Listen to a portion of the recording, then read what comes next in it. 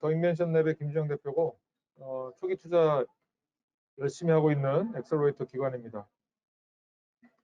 자리가 이런 자리인지 몰라가지고 당황스러운데 어쨌든 진행해 보도록 하겠습니다.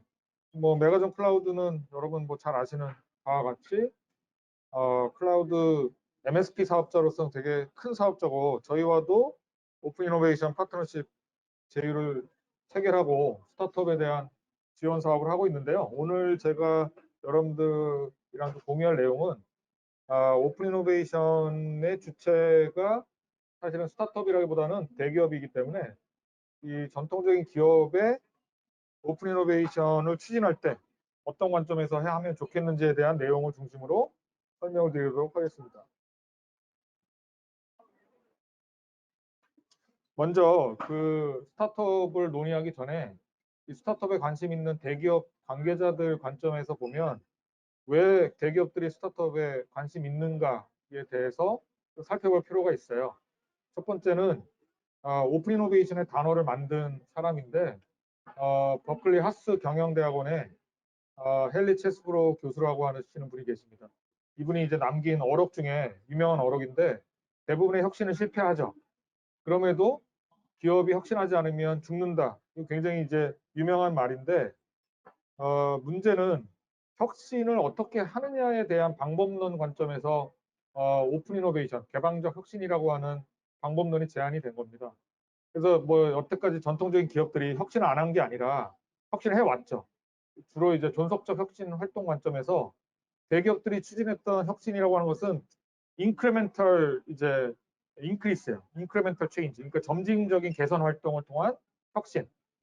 하지만 또 다른 한편으로 보면 스타트업이 나오면서 파괴적 혁신이라고 하는 부분들도 생겨나고 있는 거죠.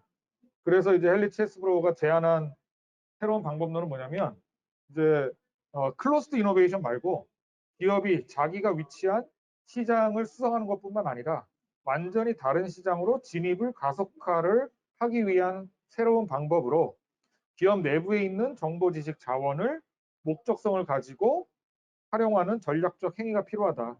이것이 바로 오픈 이노베이션이다라고 얘기를 하고 있는 것이고 이 양반은 이제 오픈 이노베이션에 대한 2003년도에 서적을 처음으로 이제 출판한 이후에 한 3, 4년 단위로 오픈 이노베이션에 대한 서적을 내고 있는데 참조를 한번 보시면 좋을 것 같고 이것도 그냥 넘어가겠습니다. 중요한 거는 오픈 이노베이션이 왜 필요한가? 그러니까 오픈 이노베이션이 하나의 이벤트로 끝나는 게 아니라 기존 전통적인 기업에게 새로운 혁신 프로세스로 내재화가 되려면 전제 조건이 필요하다는 거죠. 그 전제 조건 중에 하나는 뭐냐면 기존에 있는 시장에 있는 고객이 미래에도 계속해서 갈 수 없다라고 하는 강박관념들이 이제 기업의 최고 경영진 내부로 들어오고 있다는 얘기입니다. 그래서 이 그림에서 바라본 건 뭐냐면 과거에 이제 전통적인 조직의 기본적인 디벨롭먼트 코스트가 그렇게 높지 않았고 우리가 수성하고 있는 시장에서의 매출 파이프라인이 어느 정도 유지가 되고 있었던 시절이 있었어요. 근데 기술의 불확실성과 수요의 불확실성이 높은 시대로 가고 코로나 같은 예기치 않은 상황이 이제 발생하면 인터널 디벨롭먼트 코스트는 계속 증가하는데 오운 마켓 레비뉴는 점점 더 줄어들 수밖에 없다는 거죠. 그러면 이 갭을 어떤 방법으로 우리가 채울 것이냐. 이 커머더티 트랩이라고 하면 뭐냐면 상품 위험이라는 뜻인데 전통적인 기업은 결국 비슷한 밸류 체인 간의 경쟁이기 때문에 마지막에서는 가격 빼고는 경쟁 요소가 별로 없다는 거예요. 근데 내부 개발 비용이 많이 들게 되면 마켓 레비뉴는 당연히 줄어들 수밖에 없겠죠. 이것이 바로 커머디티 트랩입니다. 이 커머디티 트랩에서 빠져나오려면 새로운 혁신 프로세스가 필요한데 그게 바로 오픈 이노베이션이라고 하는 용어로 설명하고 있다고 생각하시면 될 것 같아요. 자, 그래서 오픈 이노베이션의 핵심은 뭐냐면 코스트 측면에서는 인터널 디벨롭먼트 코스트를 효율화하는 겁니다. 조금 줄이면서 오운 마켓 레비뉴 말고 뉴 마켓 레비뉴도 만들어 보자. 뉴 마켓 레비뉴를 만드는 방식이 여러 가지가 존재한다는 거죠. 스핀오프도 있고 스핀아웃도 있고 라이센싱 아웃, 라이센싱 인, 그다음에 사내 벤처 육성, M&A, 기타 등등의 방법들이 있다는 겁니다. 자, 그래서 오픈 이노베이션의 두 가지 방법론을 헨리 체스브로는 제안을 했죠. 그게 이제 인사이드 아웃이랑 아웃사이드 인인데 인사이드 아웃은 뭐냐면 아웃사이드 인, 그러니까 인바운드와 아웃바운드라고 볼 수 있는데, 인바운드 모델은 전통적으로 이 깔때기 오른쪽에 있는 클로스드 이노베이션, 그러니까 대부분의 전통적인 조직은 오픈 이노베이션에 익숙하지 않아요. 클로스드 이노베이션에 익숙하죠. 왜? 내가 갖고 있는 핵심 자원을 가지고 우리가 만들 수 있을 만한 솔루션을, 제품과 서비스를 만들어서 우리가 이미 보유하고 있는 비즈니스 밸류 체인 위에 얹혀서 마지널 코스트를 줄이고 이익을 극대화하는 쪽으로 사실은 갈 수밖에 없다는 거죠. 그래서 닫혀 있는 깔때기인데, 오픈 이노베이션은 그 깔때기에 구멍을 뻥뻥뻥 뚫어서 구멍을 내서 외부에 있는 자원과 정보와 지식이 안으로 들어오고 안에 있는 지식과 정보와 자원이 밖으로도 빠져나가는, 그래서 인바운드와 아웃바운드가 굉장히 중요한 모델입니다. 그래서 인바운드 모델은 밖에 있는 자원이 안으로 들어오는 건데, 그게 이제 전통적으로 M&A가 있고요. 두 번째가 에키하이어, 세 번째가 전략적 또는 베타적 제휴, 네 번째가 클라우드 소싱이 있는데, 최근에 대기업이 오픈 이노베이션 프로그램을 많이 이제 CSR 관점이든 뭐 다른 목적이든 간에 많이 이제 활용하고 있지 않습니까? 그게 전통적으로 보면 인바운드 모델의 크라우드 소싱에 해당하는 방법론이라고 보시면 될 것 같아요. 그래서 크라우드 소싱이라고 하는 것은 원래 대중들의 참여를 통해서 아이디어를 얻고 기업 활동에 반영하는 거였는데, 이게 대중이 아니라 스타트업으로 이동한 거죠. 왜? 나중에도 말씀드리겠지만 스타트업이 혁신 조직이기 때문에, 탐색 조직이자 혁신 조직이기 때문에, 이 탐색 조직이자 혁신 조직인 스타트업을 크라우드 소싱을 통해서 인바운드로 끌어들이는 게 바로 요즘 한국 시장에서도 유행하고 있는 오픈 이노베이션 프로그램이라고 보시면 될 것 같고, 최근에 저희도 많이 하고 있지만, 저희가 이제 농심그룹이라던가 교보생명과도 많이 하고 있지만, 아웃바운드 모델이 이제 최근에는 유행하고 있습니다. 그래서 사내 벤처를 육성하거나 애자일 조직을 선발해서 밖으로 내보내는 거예요. 스핀아웃 또는 스핀오프 시켜서 완전히 새로운 뉴 마켓 레비뉴를 만들 수 있는 하는 거죠. 이거는 전형적인 아웃바운드 모델이라고 보시면 되고, 아주 전형적으로 이제 극단적인 모델이 프로젝트 공개예요. 이제 그 테슬라 앨런 머스크 같은 사람이 좋아하는 오픈 이노베이션 모델이죠. 프로젝트 공개는 뭐냐면 내가 갖고 있는 지적 재산권을 공개해 버리는 거야. 야, 내가 무상 실시권을 줄 테니까 여기에 관심 있는 기업들 다 내 앞으로 오세요. 저희랑 같이 한번 생태계를 만들어 봅시다. 이런 프로젝트 공개형 모델은 대기업한테는 전혀 익숙하지 않죠. 왜냐하면 내가 갖고 있는 지적 재산권을 남한테 무상 실시권을 줘? 말이 돼? 경영진 입장에서 보면 말이 안 되는 건데, 이제 앞으로 미래에는 이런 극단적인 아웃바운드 모델을 통해서 오픈 이노베이션 생태계를 만들려고 하는 시도가 일어날 확률이 높다. 왜 그러냐 하면, 코로나 같은 예기치 않은 상황이 빈번하고 지속적으로 발생할 수 있기 때문에 그렇습니다.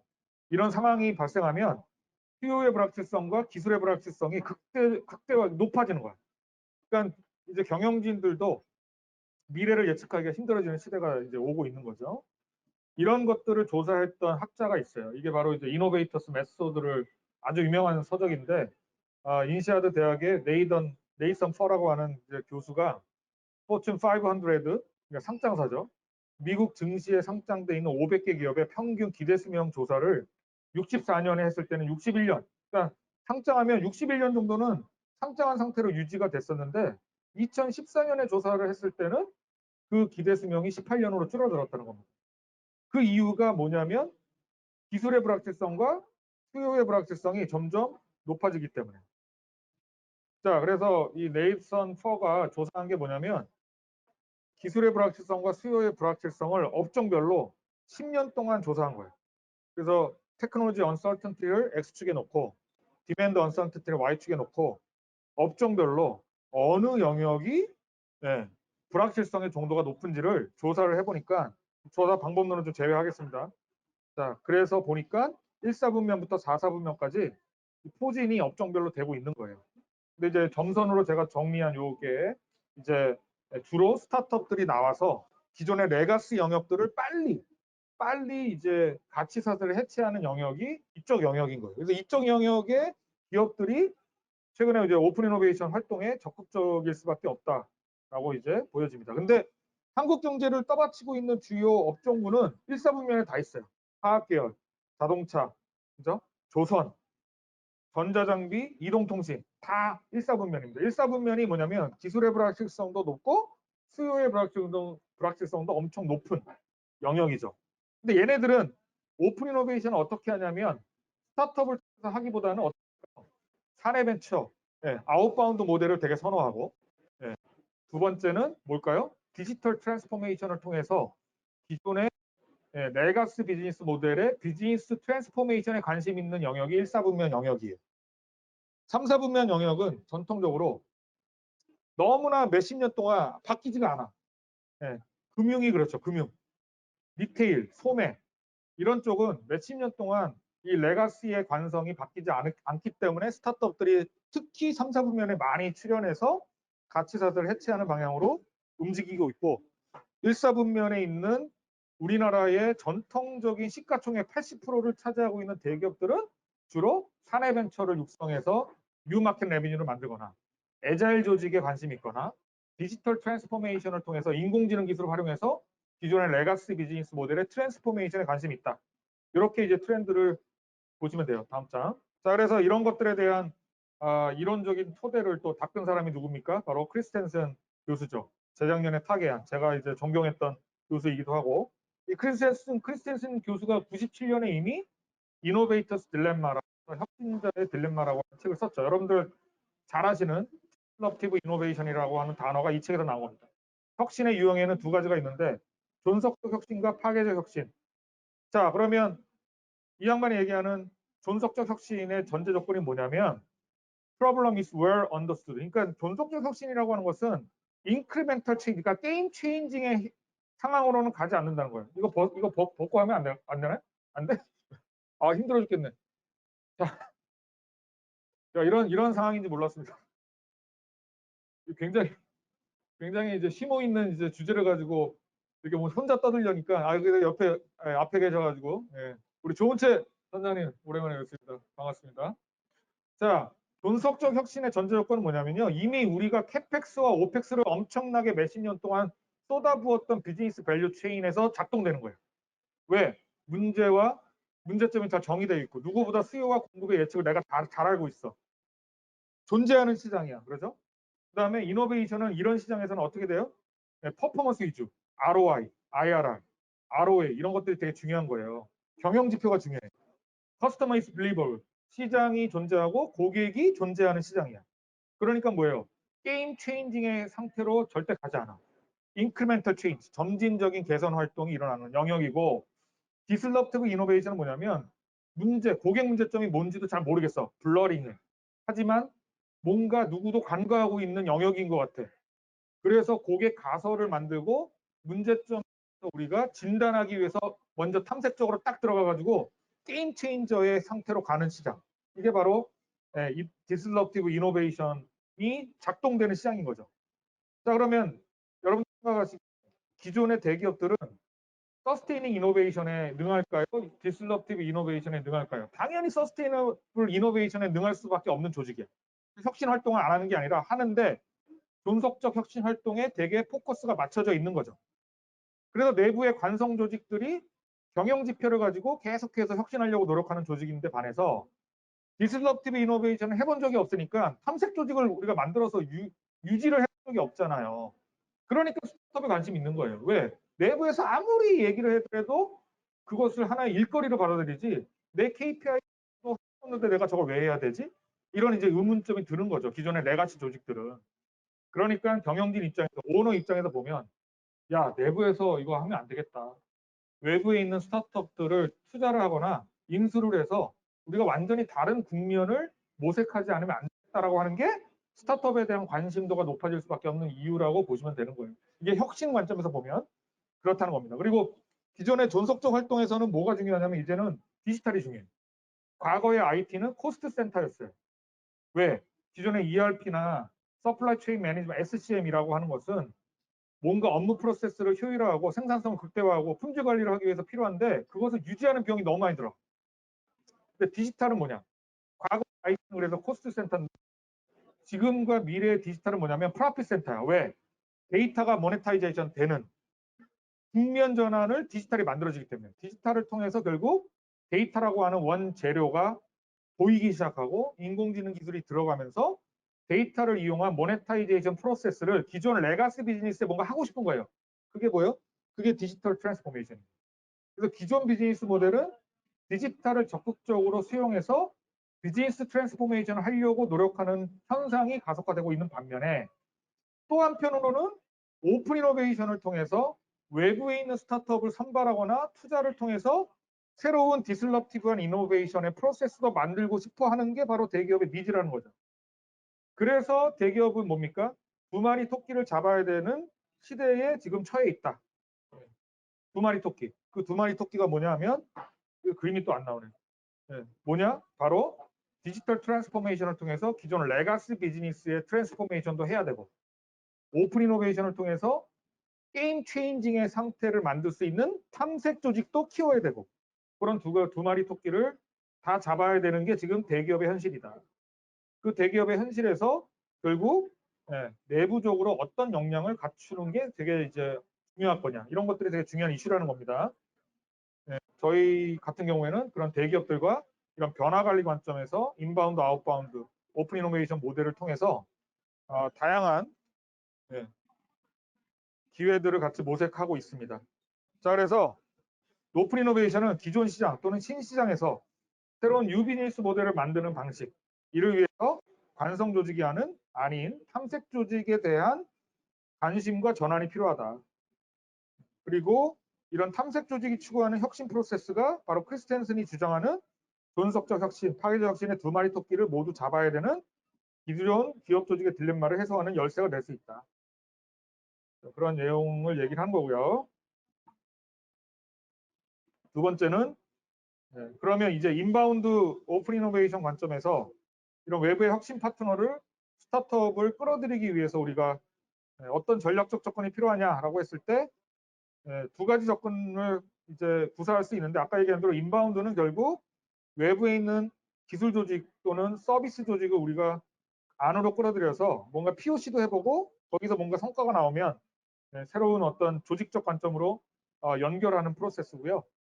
아웃바운드는 내부에 있는 스타트업을 육성해서 외부로 빨리 래피드하게 프로토타입을 만들어서 외부에 빨리 스핀오프 시키는 방법을 통해서 새로운 뉴 마켓 레비뉴를 만드는 방식이죠. 그래서 인바운드와 아웃바운드를 모두 다 대기업들은 지금 하고 있다라고 보시면 좋을 것 같고요. 그런 관점에서 이제 아주 구체적인 방법론들이 이제 설계가 되고 있는데 이건 저희가 이제 설계해서 대기업들과 같이 하고 있는 방법론이라고 보시면 됩니다. 그래서 인바운드는 이렇게 두 가지로 스카우팅을 통해서 우리가 뉴 마켓 레비뉴를 바로 만들 거냐 아니면 POC까지 한 다음에 검증한 다음에 만들 거냐 이 두 가지 관점에서 볼 수 있다. 그 다음에 그리고 아까 얘기했듯이 결국 이 대기업 입장에서 오픈 이노베이션 관점에서 스타트업들을 왜 탐색 조직으로 중요하게 생각하냐면 기존에 왼쪽에 있는 바와 같이 우리 고객들의 라이프 스타일이 대부분 레가시 인더스트리의 사업자에 의해서 제품과 서비스가 다 딜리버리가 됐었어요. 근데 이 레가시 인더스트리의 모든 세분화된 영역이 스타트업들에 의해서 가치 사슬이 조금씩 해치되거나 변화되고 있고 고객들의 트래픽이 이쪽으로 몰리다 보니까 사실은 우리가 플랫폼이라고 하는 것에도 관심을 가지게 된 거고 대부분 플랫폼 사업자들이 스타트업에서 시작해서 양면 시장을 만들어서 기술을 하나의 전략적 도구로 AI라든가 빅데이터 클라우드는 스타트업들한테 목적이 아니라 수단일 뿐이고 결국은 이 레가시 인더스트리의 페인 포인트를 양면 시장을 형성함으로써 플랫폼화를 시도하려고 하는 게 스타트업의 본질이다.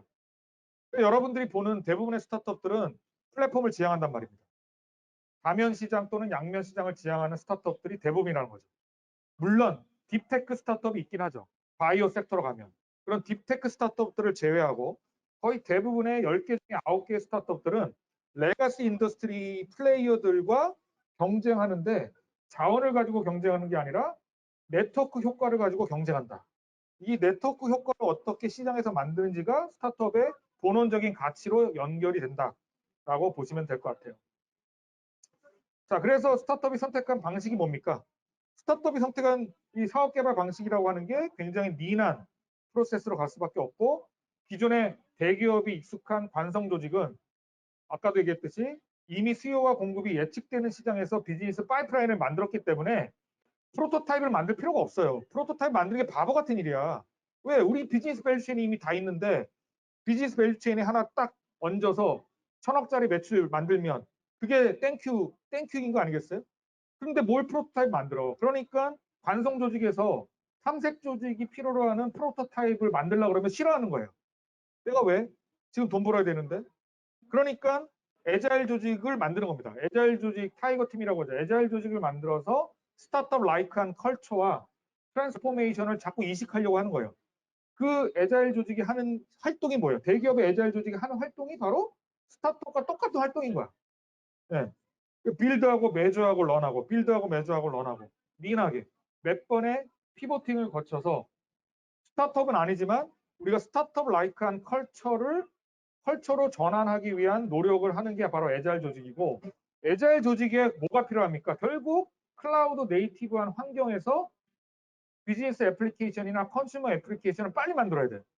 그러니까 메가존이 있는 거예요. 메가존 클라우드 같은 조직이 뭘 도와주는 거예요? 클라우드 네이티브 환경에 서버 인프라와 관련된 내용들을 백업하는 거 아니겠습니까? 그래서 저희가 클라우드 네이티브한 환경에서 저희가 투자한 스타트업이 한 80개 되는데 그 스타트업들의 문제가 뭐냐면 개발자를 뽑기 힘들어.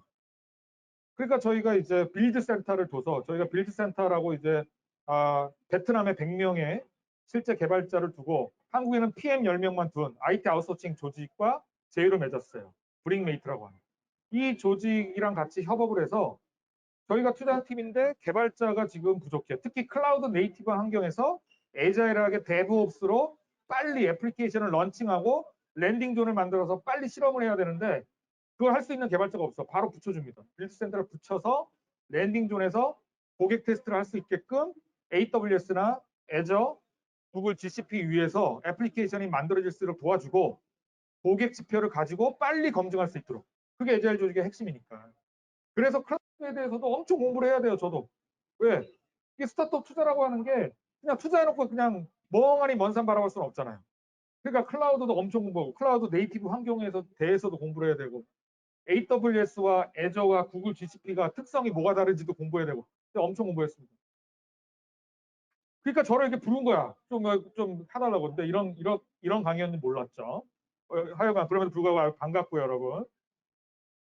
자, 아웃바운드 OI는 결국 사내벤처인데 사내벤처가 애자일 조직의 핵심이에요, 요즘은. 그래서 왜 사내벤처를 키우려고 하냐면 결국 클로스드 루프 가지고는 혁신이 안 만들어지기 때문에 예, 고객 경험, 그러니까 새로운 커스터머 익스피리언스를 창발하려면 탐색 조직을 만들어야 돼요, 대기업은. 근데 대기업은 탐색 조직을 만들어 본 적이 없어. 그러니까 전사적으로 모든 조직이 탐색 조직이 될 수는 없잖아요. 우리가 돈도 벌어야 되는데. 존속적 혁신 활동을 하면서 돈도 벌고 하지만 한 5명, 10명 정도는 모여서 애자일 조직, 전담 조직이 꾸려져서 그 전담 조직이 뭘 해야 되냐면 결국 고객의 눈으로 바라본 비즈니스 모델에 대한 고민을 해야 된다. 대부분의 대기업은 공급자의 눈으로 바라본 비즈니스 모델을 만드는데 굉장히 익숙한 조직이다. 왜? 우리 비즈니스 밸류체인이 공급자의 시각으로 다 파이프라인이 설계되어 있기 때문에 KPI 자체가 다 공급자의 시각으로 만든 용어들이에요. 고객은 알아듣지 못하는 용어들이라고 사실 우리 KPI가.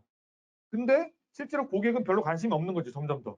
공급자가 바라본 시각에 대해서 별로 관심이 없고 내가 이 제품과 서비스를 쓰는데 들어가는 시간과 노력과 비용 대비 이 제품으로부터 얻을 수 있는 효용과 가치가 뭐야. 여기에만 관심 있는 조직이 계층이 바로 밀레니얼, 젠지 이런 새로운 구매 세력 아니겠습니까? 그러니까 고객의 눈으로 바라본 비즈니스 모델을 우리도 좀 만들고 싶은데 이전에는 만들어 본 경험이 없으니 탐색 조직을 두는 겁니다. 그 탐색 조직이 바로 애자일 조직이고 저는 그걸 이제 타이거 팀이라고 이제 스몰 타이거 팀이라고 이제 얘기를 합니다. 그래서 이런 스몰 타이거 팀들이 사내벤처일 수도 있고 신규 사업 TF일 수도 있고 또는 우리가 인수한 스타트업과 함께 만든 조직일 수도 있는데 그 조직이 결국은 기존의 관성 조직의 문화를 벗어 던지고 아까도 얘기했던 새로운 뉴 마켓 레비뉴를 바라볼 수 있는 시각을 키울 수 있는 조직으로 변화, 트랜스포메이션 하기 위해서 우리가 사내 벤처를 육성하는 것이고 사내 TF도 만드는 거고 애자일 조직도 만들어 보는 것이다. 라고 이제 생각하시면 좋을 것 같아요. 그런 부분에서 이제 이런 분사 목적형 사내 벤처 육성에 대한 또 이런 방법론들이 연구가 되고 있고 저희가 이제 교보생명이나 농진그룹 뭐 이런 이제 대기업들과 함께 실제 분사 목적형 사내 벤처를 육성하고 있고 얼마 전에 현대산업개발에서 분사한 사내 벤처가 있는데 사내 벤처를 저희 6개월 동안 육성했어요. 3개 팀을 육성했는데 한 개 팀이 정명규 회장한테 이제 사업 승인을 받고 분사를 했습니다. 그게 이제 웍스메이트라고 하는 가다인데 건설 일자리 매치메이킹 플랫폼인데 여기에 저희가 6억을 투자했어요. 초기 투자 6억을 했는데 요번에 이제 프리시즈 A라운드를 성공적으로 마무리하고 빨리 성장하고 있습니다. 결국 이 분사 목적형 사내 벤처도 저희 관점에서 보면 육성뿐만 아니라 대기업과 함께 공동으로 조인트 벤처를 만들든지 공동으로 투자하는 목적으로도 사실은 사내 벤처 육성을 하고 있고요. 육성하기 위한 방법론들이 이런 애자일 조직이 탐색 조직으로서 역량을 갖추는데 좀 포커스가 좀 맞춰져 있습니다. 사실 이런 프로세스는 대기업에서 별로 가치 있게 여겨지는 프로세스는 아니에요. 이렇게 굳이 할 필요가 없거든. 이미 존재하는 시장에서 돈을 벌고 있기 때문에 애자일 조직이나 이게 이런 프로세스가 이제 적용이 되는 거죠. 자, 그러면 이제 오픈 이노베이션 마지막으로 뭐 현장에서 많이 계시니까 질의응답도 받아볼 수 있을 것 같은데 왜 오픈 이노베이션을 하냐면 결국은 비즈니스 트랜스포메이션을 하기 위해서 하는 겁니다. 대기업 입장에서 보면. 여러분 잘 생각해 보시면 스타트업은 자기 일을 열심히 하는 조직이야 그냥. 오픈 이노베이션 별 관심 없어. 오픈 이노베이션에 관심 있는 주체는 누구냐면 대기업이에요. 기업이야, 중견기업. 근데 중견기업들이 스타트업을 뽑아놓고 그냥 이걸 이벤트로 그냥 끝내려고 하는 게 문제인 거예요. 제가 보기에는. 그러니까 맨날 오픈 이노베이션 프로그램들 많이 돌아가는데 스타트업들 지원은 많이 하지만 실질적인 성과로 잘 연결이 안 되는 게 이런 요소들 때문에 그런 거예요.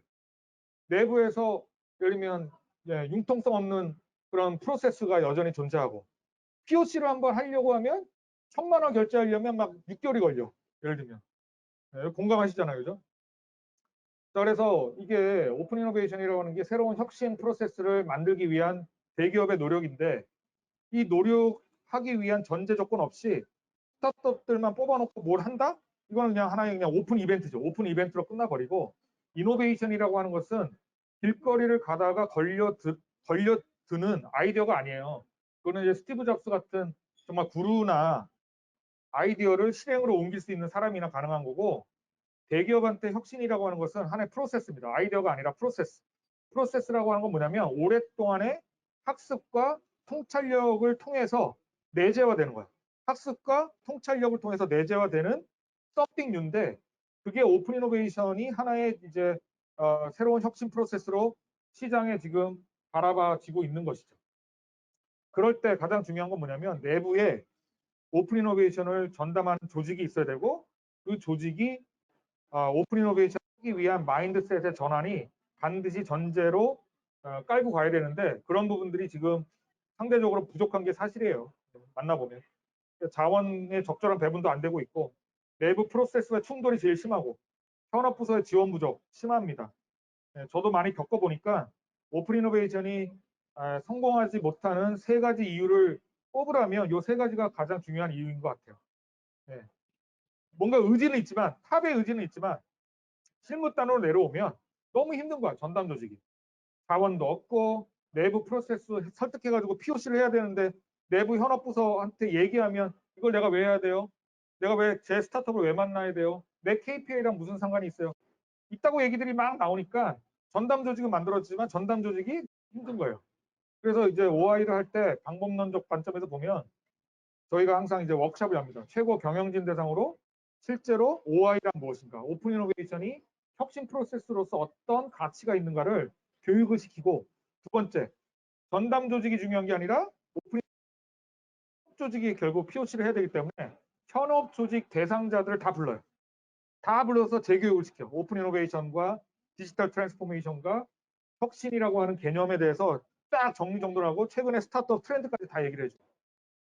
이 과정을 한 이틀 정도 워크숍을 통해서 머리를 이제 샴푸를 쫙 감겨준 다음에 그 다음에 전담 조직 중심으로 현업부서에서 손을 들게 만들어야 돼요.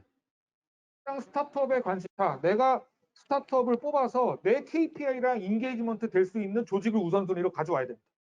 그렇게 해서 현업부서까지 다 인게이지먼트 시킨 다음에 스타트업을 선발해서 같이 POC에 들어갔을 때 성공할까 말까요? 10개 중에 한두 개가 성공해요. 그래도. 그렇게 만약에 안 하면 오픈 이노베이션 프로젝트를 안 하는 게 맞는 거예요. 저희는 이제 그렇게 판단합니다. 저희 몇 가지 설문조사도 하는데 거기서 통과가 안 되면 아무리 돈다발을 싸고 같이 하자고 해도 저희는 안 해요. 왜? 실패할 게 눈에 보이니까. 그리고 기본적으로 이제 펀드를 좀 조성을 해서 스타트업한테 인센티브 프로그램을 설계를 해줘야 됩니다. 자, 어쨌든 간에 뭐 이거 너무나 유명한 말이죠, 여러분. 우리가 스타트업을 여기 지금 다 스타트업 아니겠습니까? 이 스타트업이 사실은 작은 조직이 아니라 탐색 조직이고 혁신 조직이다라고 하는 관점으로 우리가 봐야 되고, 대기업 입장에서 오픈 이노베이션이라고 하는 건 뭐냐면 여기 있는 이런 혁신 조직, 탐색 조직과 함께 새로운 혁신 프로세스를 내재화시키기 위해서 행위하는 전략적인 하나의 모멘텀, 행위라라고 오픈 이노베이션을 규정할 수 있겠습니다. 그래서 이제 빅 PC가 스몰 PC를 먹는 시대는 끝났고 패스트 PC가 슬로우 PC를 먹는 시대이기 때문에 대기업들도 빨리 움직여. 속도가 중요해요. 애자일이라고 하는 게 뭐예요? 어질리티가 뭐예요? 민첩성. 그러니까 대기업은 기본적으로 민첩하지 않아요. 왜? 관성 조직이기 때문에 기존의 비즈니스 밸류 체인을 우리가 유지하는 게, 메인티넌스 하는 게 되게 중요하지, 굉장히 속도감 있게 뭔가 새로운 사업을 하는 데는 익숙하지 않아. 근데 애자일 조직을 만들어 놓고 성과가 안 난다고 경영진들은 압박을 한단 말이에요. 성과가 안 나는 게 당연한 거지. 왜? 애자일 조직을 만들었는데 어질리티에 대한 교육이라던가 방법론, 실제로 그것에 대한 에듀케이션이 하나도 되어 있지 않은 상태에서 조직만 만들어 놓고 1년만 시간 주고 성과 안 나오면 너네들 뭐 했어? 조인트 까고 날려버린다고. 조직을 날려버려. CEO 바뀌고 임원 바뀌면 또 애자일 조직을 또 만들어. 악순환이 이제 발생되는 거죠. 이런 얘기를 하면 뭐 임원진들이, 제가 대기업 이제 임원진 이런 DT, DX나 OI 특강을 많이 하는데 다 이해를 하세요. 근데 본인 보고 실행하라 그러면 아무도 실행 안 해요. 왜? 내년에 내 모가지가 어떻게 될지 모르는 상황인데 이런 얘기하면 마음속으로 너무 맞아요. 내 마음을 어떻게 그렇게 김지영 대표는 잘 딜리버리 해주세요라고 얘기하지만 실제로 현실은 녹록하지 않다는 거죠. 그래서 오픈 이노베이션은 제가 보기에 우리나라 같은 이제 전통적인 오너 체제의 기업 조직에서는 오너가 드라이브를 해야 돼요. 디지털 트랜스포메이션도 마찬가지죠. 바텀업으로 올라가지 않아요, 여러분. DT가 바텀업으로 올라가서 성공한 케이스는 전 세계에 없어요. 다 탑다운으로 떨어졌다가 다시 바텀업으로 올라가고 탑다운으로 떨어집니다.